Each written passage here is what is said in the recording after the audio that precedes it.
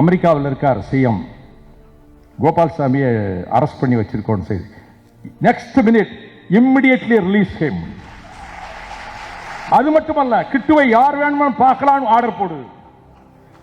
அப்ப கிட்டு சொன்ன, எம்ஜிஆருக்கு ரொம்ப சிக்காயிட்டாரு, அண்ணன் கலைஞர் தான் அடுத்து முதலமைச்சராக வரப்போறாரு, நீங்க ரொம்ப எம்ஜிஆரையே பாராட்டிக்கிட்டே இருக்கிறீங்க அப்படின் போது இங்கே கொஞ்சம் தலைவரையும் கொஞ்சம் இது பண்ணி இந்த பக்கம் வரலாம்ல அப்படின்னு கேட்டேன்.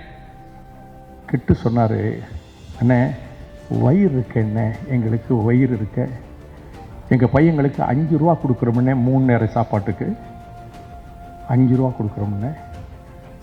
இந்த எம்ஜிஆர் இப்போ வந்து பார்த்தோம், அமெரிக்காவுக்கு போயிட்டு வந்து பார்த்தோம், ஒன்றும் இல்லை. என்னன்னாரு சொன்னேன், இந்த பாருங்க அண்ணே, அந்த 25 லட்சம் அந்த பெரிய இந்த ஜிப்பு பேக்குக்குள்ள தான் கிடக்குண்ணே, துக்கையாண்டி தான் கூட்டி போனாருண்ணே, 50 லட்சம் கொடுத்தாருண்ணே, 5 கோடி தாரேன்னு சொல்லியிருக்காருண்ணே,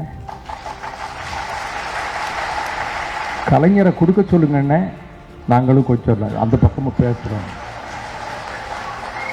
நான் ஒன்றும் சொல்லலை, அழுதுட்டேன். நான் really I did shed my tears. Kittu என்னை மன்னிச்சுக்கிடுங்க, நான் தெரியாமல் கேட்டேன்னு சொன்னேன். என் மனசில் ஆழ பதிஞ்சு போச்சு.